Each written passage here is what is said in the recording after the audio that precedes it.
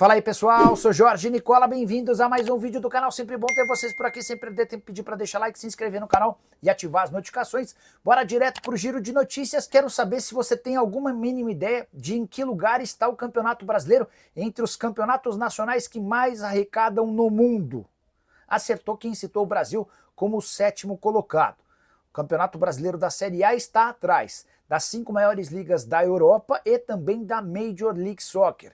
Primeira colocação de forma disparada é da Premier League, com 44 bilhões de reais. Segundo lugar dividido entre La Liga, Campeonato Espanhol, e a Bundesliga, Campeonato Alemão, 22 bilhões de reais para cada. O Campeonato Italiano aparece em quarto com 18 bilhões e 600 milhões de reais. A Ligue 1, Campeonato Francês, é o quinto, com 14 bilhões e 600 milhões, sexto lugar da Major League Soccer nos Estados Unidos, com 12 bilhões e 100 milhões de reais. O Campeonato Brasileiro aparece em sétimo, com 7 bilhões e 600 milhões de reais. Esse valor equivale a receitas recorrentes, ou seja, exclui-se transferência de atletas e computa-se direitos de transmissão de TV, bilheteria, publicidade, entre outras cocetas más. Importante lembrar que o Campeonato Brasileiro segue à frente do Campeonato Português, Argentino, Holandês, Árabe, entre outros, mas atrás das principais ligas do planeta. Hora de falar sobre o atacante Guilherme, que deve deixar o Santos nos próximos dias, pelo menos essa é a vontade do presidente Marcelo Teixeira.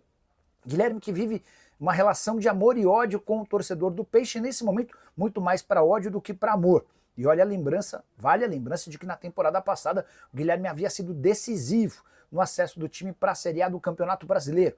Atacante que tem 6 partidas no Campeonato Nacional, ou seja, não pode mais entrar em campo, sob o risco de não poder defender um outro clube da Série A. Ele hoje está na mira, recebeu sondagens de times da primeira divisão, além de 2 equipes dos Estados Unidos. Dá até para dizer que o Guilherme vê com bons olhos essa transferência diante da perseguição que ele recebe de parte da torcida, especialmente nos jogos na Vila Belmiro. E olha que os números dele na atual temporada não são ruins. 21 partidas, 10 gols e 2 assistências, embora nos 6 jogos do Campeonato Brasileiro nenhum gol marcado. Só para completar sobre o Santos, mais algumas novidades. Pedro Martins, CEO do clube, decidiu recusar uma proposta para ser executivo de futebol do Sport. Apesar da pressão por sua demissão, o Sport acabou contratando o Thiago Gasparino, que era chefe de scout do próprio Peixe. Já Julio Furque e Andrei Quintino foram reintegrados ao elenco. Importante lembrar que o Furque ganha R$1 milhão por mês na Vila Belmiro. Nicola, é verdade que o presidente do Vasco barrou a SAF no Vasco semana passada? Não, Admilson, não tenho qualquer notícia sobre esse tema. O que se discutiu recentemente foi a partir de uma informação do Guilherme Camarda, que é meu parceiro de Cancelados. O Gui afirmou que no ano passado ele foi procurado por investidores de uma multinacional com sede nos Estados Unidos e também em Londres. Esses caras procuraram pedindo ajuda para chegar no Vasco. Estavam dispostos a gastar algo na casa de R$1 bilhão para investir na SAF do clube, e o Pedrinho não os recebeu, tá? O Vasco soltou uma nota afirmando que isso não é verdade, enfim. E hoje, inclusive, o Gui trouxe uma novidade sobre o tema. Uma novidade não, ele se explicou sobre o tema. Fabrício Valentini, Nicola, Diniz, com o treino fez o Vasco jogar melhor do que os antecessores, especialmente no primeiro tempo, né, Fabrício? Eu acho que o primeiro tempo do Vasco foi animador. No segundo tempo já senti uma queda física e a partir do gol a coisa deu uma bela degringolada. Sobre o Brian Rodrigues, cara, eu se fosse vascaíno, não teria muita esperança nessa história. O Brian voltou a ter um espaço de titular, de protagonista no time e alguém que vai custar bastante dinheiro, tá?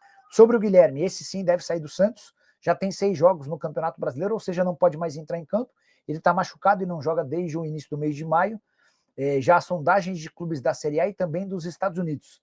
E a verdade é que o Guilherme quer sair e o Santos também gostaria de tirá-lo. Perguntei aqui se tem alguma coisa avançada entre Brian Rodrigues e Vasco para julho. Nada, absolutamente nada. Porque o Vasco fez várias tentativas, né? Em algum momento esteve perto,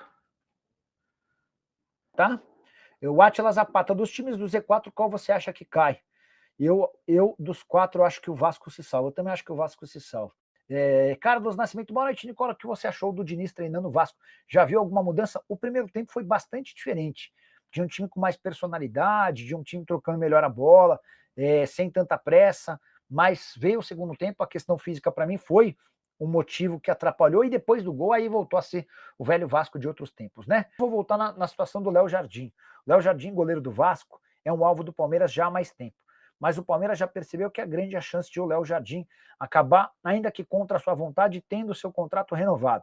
Só para vocês entenderem, o Léo Jardim tem contrato até 31 de dezembro, e existe uma cláusula de prorrogação por mais um ano, se ele disputar pelo menos 50% dos jogos oficiais na atual temporada.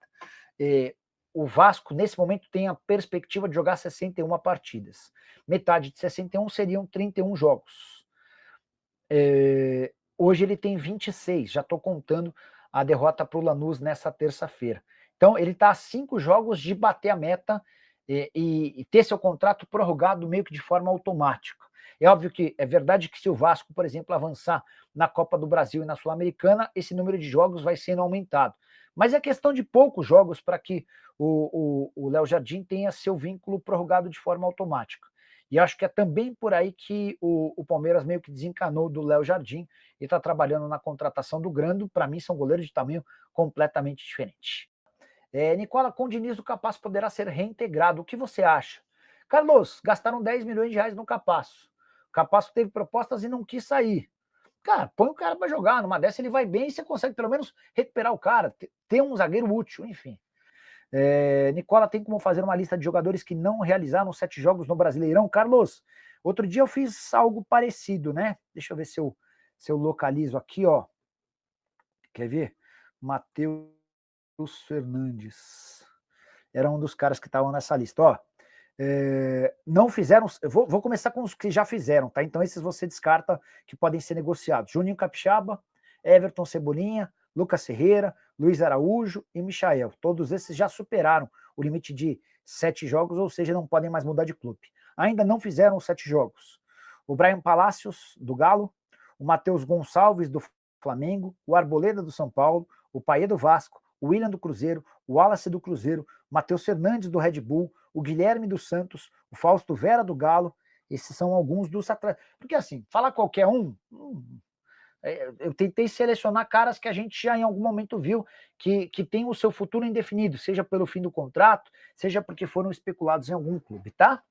Eu acho um risco imenso pro Vasco. Acho que ontem esse risco já apareceu. Tá até circulando aí, tá viralizado no Instagram e tudo que é lugar, uma saída de bola do Vasco que foi, né, meio perigosa, mas que foi relativamente bem sucedida, mas não deu em nada. Como quase sempre acontece. A saída bem sucedida do Diniz, quase sempre assim, ó, passou do meio campo. E aí chegou lá na frente, o que aconteceu? Já voltou todo mundo e começa tudo de novo ali na frente. Então, eu fico com a impressão que em 19 em cada 20 tentativas não valem a pena o risco, porque o time não resulta numa jogada de gol, numa chance de gol. É você conseguir ultrapassar o meio campo sem ser desarmado. Beleza. Mas cadê a chance criada? Cadê algo para de fato ter valido a pena correr todo aquele risco ali Ele atrás? Alega estatisticamente... Não, é furado, eu já vi ele fazer. É muito falando furado. Quantas vezes, Deus, ele dá muito mais certo do que errado, não é verdade. É isso aí. Não é verdade. Então. É que deu certo de vez em quando, às vezes dá certo, é verdade. Mas para cada 30 tentativas, uma dá certo. Eu acho muito pouco. Então, mas ele foi mal ontem, você achou que ele foi mal? Não, eu acho mal. Não é mal. Assim, é aquele negócio todo mundo já tá tomando um sustinho, né? Eu acho, assim, sendo bem sincero, eu também acho um risco. Acho que pelo menos ele mexe, ele é um cara muito bom nisso, no anímico do time, na vontade de, o time do Vasco toma um gol, desaba, como aconteceu ontem, inclusive. Então eu acho que vai trabalhar mais, é um cara que trabalha muito o time. Eu acho que ele vai arrumar o time. Isso é um fato. Essa coisa de que o tal jogador não tem qualidade, ele faz com quem tem qualidade com quem não tem qualidade. Ele sempre fez isso. Independente de muita qualidade. Isso? Lambança, ainda não. Ainda não. O Gustavo salvou um gol em cima da linha, né? No primeiro tempo ainda. No primeiro tempo, mas o primeiro tempo foi razoável. Vamos lá, razoável, dentro da expectativa, estava um pouquinho melhor arrumado e tal. Acho que também não tinha muito o que fazer, ele chegou tem pouco tempo, não dá nem pra... deu um treino, né? Isso aí. Não dá pra cobrar nada. O que temos, vamos nessa e tal. Mas o segundo tempo foi muito ruim lá. Muito ruim, muito ruim. O time não cria, né? O time não cria, você tem alguns problemas de jogadores que realmente têm uma dificuldade, talvez, de entender esse jogo. Se você tem um jogador que, você vai precisar propor passe e tal, você vai ter que abrir mão talvez de um jogador ou outro que não tem essa qualidade tanto no passe. Cara, vai ser um trabalho para ele complicado. A que minuto saiu o gol do Lanús? Ali 15, 20 do segundo tempo. É, por aí. Né? E aí acabou o jogo. Foi a hora, cara, ontem, por exemplo, eu tava muito cansado, fui dormir cedo, aí eu vi que tava 1-0 Lanús, aí eu fui dormir, aí de manhã eu vi, pô, não consegui ver o jogo, né, porque, pô, tava cansado, mas eu pensei assim, ué, o Vasco tomou o gol, parece que o Vasco tomou o gol, isso tem acontecido. Não, acabou. O Vasco tomou o gol, acabou. Acabou. O time sente muito, Papa, assim, fica numa situação muito complicada. Você vê o emocional dos caras desaba. E o time, que eu nem acho o time, assim, sinceramente, eu não acho o time ruim, como pintam, ruim. Eu acho o time razoável. Eu também acho. Mas o elenco é fraco. E aí, quando você precisa substituir, aí fica cada vez mais claro que eu não tenho peças de reposição à altura. Então, quando você começa a botar jogadores que até agora não ofereceram nada, tipo o tal do Garré, o Lloyd. Aí o Alex Teixeira não dá. O que ele fez ontem? Ele recuou, ele substituiu. Ele fez tirou aquele. Um zagueiro e botou um volante zagueiro. Você conhece bem. Você conhece isso. Você conhece. E aí o que aconteceu com o volante que recuou para ser zagueiro? O que aconteceu? Foi expulso. Foi expulso. Foi expulso. Então, assim, cara, você viu essa, Papa? Papa não tá sabendo. Diniz ontem começou com as ginizices dele. Ele tirou um zagueiro do Vasco no segundo tempo. Tirou um zagueiro já e começou. recuou um volante. Aí botou o volante zagueiro. Quem é o volante? É o Hugo Moura, aquele que entregou o gol lá pro Palmeiras. Isso. Aquele que tem feito tem um histórico aí. Já tem um... O que aconteceu com esse volante? Ô, Papo, o que aconteceu com o volante que foi recuado ontem? Foi expulso. Foi expulso. Botou o cara de zagueiro e ele foi expulso no jogo. Já tava com amarelo. O Hugo Moura, então, foi expulso. Então, assim, amigo, vai ter essas coisas aí. Eu não acho o Diniz um incompetente, né? Isso é óbvio que ele não é um incompetente. Claro que ele não é um discapacitado, claro que ele não é um cara de inteligência, de QI baixo, não é. Mas eu, ao mesmo tempo, acho paradoxal que considero uma certa burrice, né? Já que estamos falando de inteligência, quando ele se recusa em alguns momentos, em muitos momentos, né, na carreira dele recente, a rever posições, a desistir de certezas absolutas. Não é o caso no Vasco, ele acabou de chegar, não tem nada para dizer sobre ontem. Ao contrário, a gente até viu já o dedo dele ontem, incrivelmente, em um dia de treinamento. Mas eu acho que o risco é alto. Eu acho que o risco é alto com ele. É alto, mas assim, eu acho que o Vasco precisava de um fator novo. Uma coisa com uma mudança. Um fator novo pode ser qualquer nome, né? Não precisa ser o Diniz, né? Então, assim, um cara que realmente pega esses caras pra trabalhar, porque eu acho que o time do Vasco é um time fisicamente muito cansado, é um time que, até por causa do elenco ser fraco, quando você tá disputando 3 competições, não tem jeito. O time vai sentir. E acho é um problema que tá todo mundo conversando. Vai focar no brasileiro? Não vai? Vai com tudo nas Copas e aí vai sentir no brasileiro? É um problema que o Vasco vai ter que administrar, porque o elenco é muito fraco. A janela agora de meio do ano tem que ser certeira do Vasco. O Vasco vai ter que se livrar de alguns jogadores que pesam no orçamento, que a janela foi muito ruim, a janela passada.